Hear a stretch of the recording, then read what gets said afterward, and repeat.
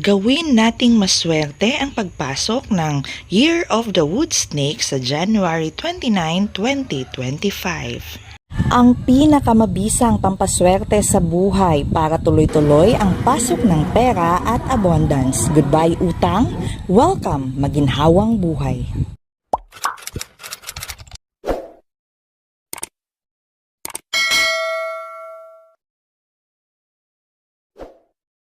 Naghahanap ka ba ng mabisang pampaswerte upang makawala sa stress at mga utang?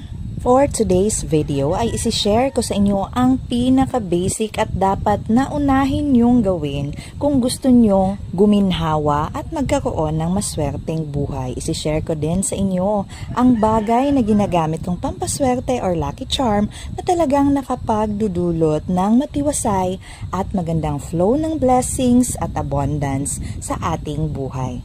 Kung bago ka lamang sa channel ko ay inaanyayahan ko po kayong isubscribe ang aking channel at pakiclick na din ang notification bell para ma-notify ka agad sa bawat pag-upload ko ng bagong content. This channel is all about pampaswerte, horoscope, zodiac readings at mga updates sa taxes and licenses at iba pang BIR matters. Back to our topic, naniniwala ka ba sa swerteng dala ng mga elemento ng feng shui at sa positibong enerhiya at kakayanan nitong baguhin ang ating buhay at alisin ang mga kamalasan? If yes, then this video is right for you.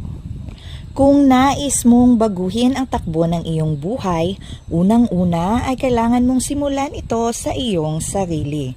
Matuto kang magkaroon ng positibong pananaw sa bawat bagay bago ka magsimulang kumapit sa anumang pampaswerte. Kailangang clear muna ang iyong isipan mula sa anumang negatibong elemento, maging ang iyong tahanan at kapaligiran. Kung kaya't, ina-advise na bago ka gumawa ng anumang pampaswerte ay mag-cleansing ritual ka muna upang maalis muna lahat ng bahid ng kamalasan na nais mong alisin sa iyong buhay. Isa sa pinaka-basic at subok na epektibong paraan ng cleansing ritual ay ang paglilinis mula sa iyong bahay, opisina, negosyo, maging sa iyong sarili. Deep cleaning o general cleaning ay hindi lamang makakatulong upang maging mas kaaya-aya at maayos ang ating pakiramdam at paligid, kundi isa itong paraan kung saan magbubukas ng daan at magandang daanan ng maganda at bagong enerhiya na magbibigay sa iyo ng swerte, kasaganaan at magaan na pamumuhay. Asin, ang isa sa basic na ingredient na ginagamit in most cleansing ritual. Ito ay magsisilbing tagahigop ng mga negative energy, kung kaya't maganda itong ilagay sa bawat openings ng inyong bahay, tulad ng inyong mga bintana at pintuan o anumang gusali at gawing pampahid sa inyong kamay upang mabigyan ito ng bago at magandang enerhiya. Alisin ang problema sa utang, araw-araw na gastusin, trabaho at pera sa pamagitan lamang ng simpleng ritual na subok ng epektibo. Maayos at matiwasay na pamumuhay ang dulot ng ituturo kong napakasimpleng ritual na ito sa inyo. Ang cotton na isa sa pinakamadalas nating makita na ginagamit na pampaswerte ay napaka-basic ngunit napakaganda ng epekto bilang pampaswerte kung gusto nyo ng magaan at maayos na pamumuhay. So today, pag-usapan natin kung ano nga ba yung characteristic ng cotton at ano yung impact nito according to feng shui at paano ito gamitin to enhance positive energy upang makatulong bilang pampaswerte. Saan nga ba natin pwedeng idikit o ilagay ang mga cotton upang magdulot ng magandang epekto at positibong enerhiya na makakatulong upang makamit natin ang ating mga mithiing pangkabuhayan at magandang daloy ng kaperahan sa ating bahay at sa ating buhay. Pinakauna sa listahan ay ang hapagkainan. Lagyan ng cotton ball ang ilalim ng inyong dining table. Ang area ng ito kasi ng ating bahay ang pinakasentro ng blessings dahil dito natin pinagsasaluhan ang pagkain na siyang pangunahing grasya para sa buong pamilya. Kailangang maginhawa ang area na ito at nasisikatan ng sinag ng araw dahil mas mai-enhance ng sun rays ang epekto ng cotton ball na nakadikit sa hapag ninyo.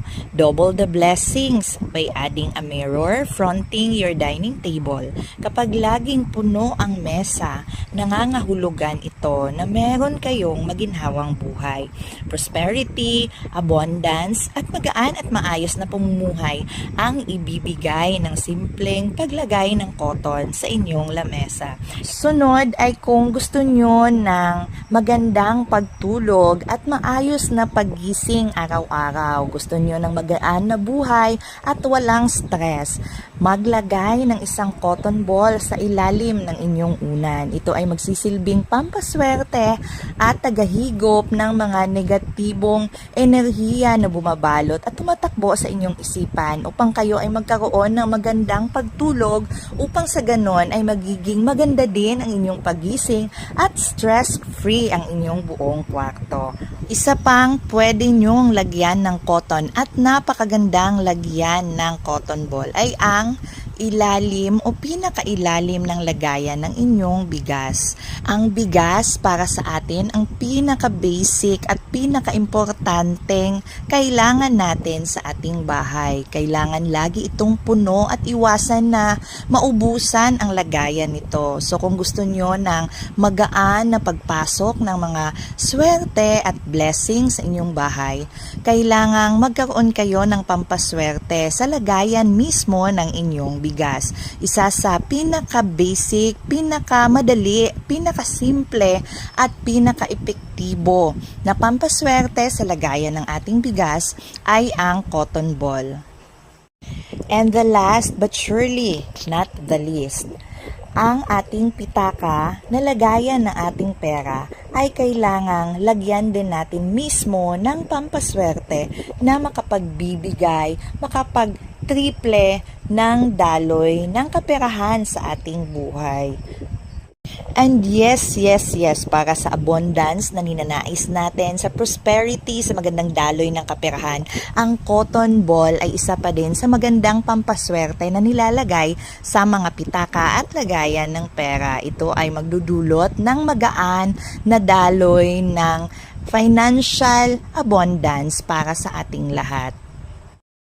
Sa isang red Chinese lucky envelope, maglagay ng isang piraso ng cotton ball, maglagay ng 8 piraso ng butil ng bigas, maglagay ng konting asin at dahon ng laurel upang mabuo ang enerhiya na siyang magiging money magnet para sa ating lahat.